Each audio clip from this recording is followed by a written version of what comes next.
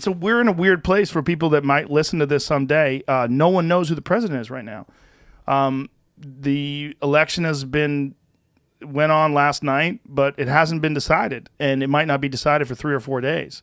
They think that Pennsylvania is the big one, and they don't know who's going to win Pennsylvania. And if he wins Pennsylvania, apparently he wins. Maybe if he wins one other state in Pennsylvania, he wins. But if he loses Pennsylvania, Biden wins. And it could be real weird. Do you think you'll run for president someday? Me? No fucking chance. That's a terrible job. It seems like they just distort who you are.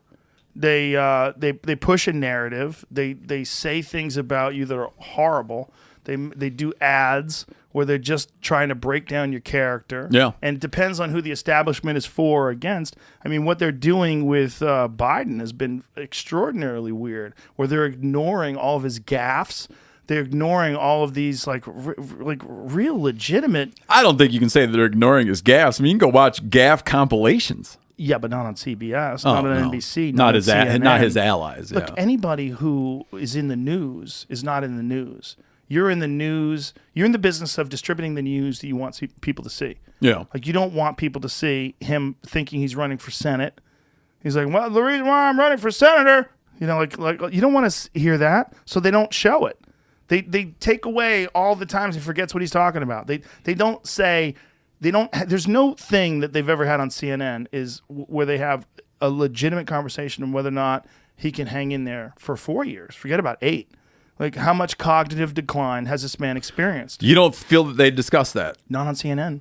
Yeah. No, they haven't. They avoid it like the plague.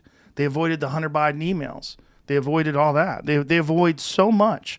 They avoid so many different things that would be detrimental to him because, in large part, because they believe they covered that stuff too much in 2016 with Hillary when it came to the emails and deleting the 30,000 emails and then the FBI reopening the investigation right before the election, and that could have cost her. And they've decided their approach this time. They've decided that Trump is bad and he's a danger to democracy, and so they're only going to cover the news that they think is important. Well, the problem with that is then you open up the door to Fox News being able to say, why aren't these other people covering this?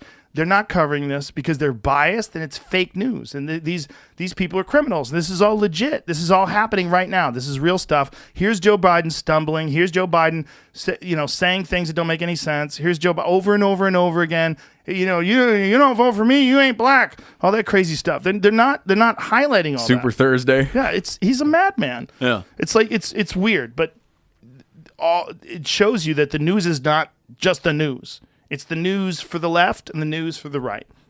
You don't just get some unbiased source. I think that it's a little. I think that people who aren't on that are either feigning ignorance. Like people who don't think that there is an inherent bias within news organizations, within long-term legacy news organizations. They're either like feigning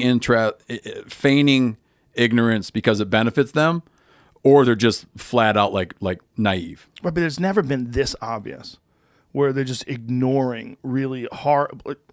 You don't want someone to be president if they can't think right? If someone's showing a real clear sign of cognitive decline, you're supposed to highlight that. Like, this is part of the news, but they had already picked him to be the guy running for the Democratic Party, and they just decided to just ignore all that shit. Yeah, but like, I read the New York Times. So I go to Jamie. Yeah, I just go after what you were saying that I'm reading updates now.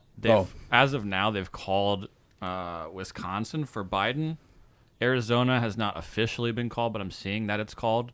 And if he just wins Nevada and Michigan, which he's currently up in, that's enough to give him 270. And it doesn't matter about PA. It doesn't matter about Pennsylvania at that moment. Oh, so Biden's going to win.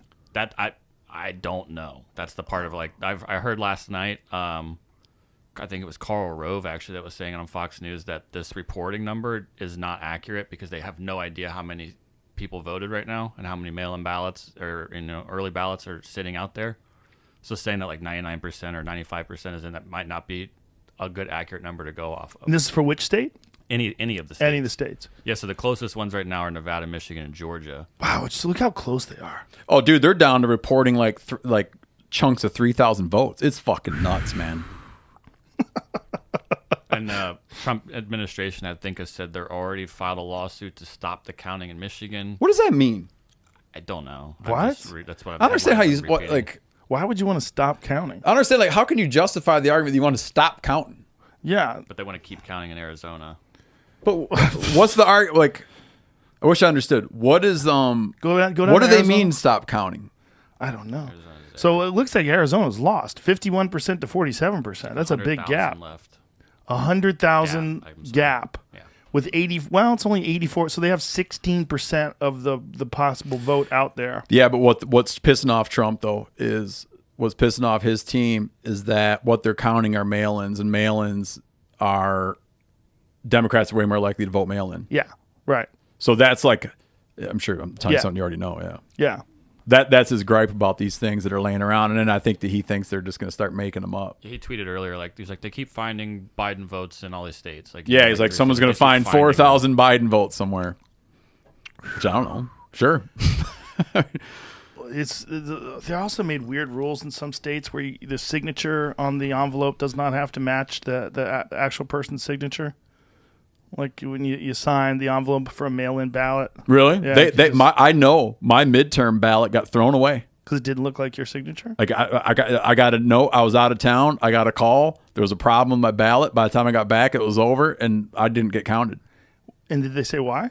Yeah, it was like I didn't sign and date it right, or didn't sign and date where I was supposed to sign and date. Well, I thought I was like quite pleased with democracy. The fact that they tried to call me to rectify the situation, I would have had to like do a bunch of stuff, and there'd be no way. I think they probably knew there's no way I had enough time to do everything I need to do. But the fact that some dude would like place a call to be like, bro, your vote's not counting. Wow. You call back or you got to do X, Y, and Z in a hurry to get your vote in, and I missed. Biden wins Wisconsin. Fox News projects limiting Trump's chances of reaching 270 electoral votes. Wow. So if Biden won Wisconsin, Wisconsin's in. So it's kind of over, right? They're going to go to lawsuits now, so we'll see how it goes. Man, I just lost $300.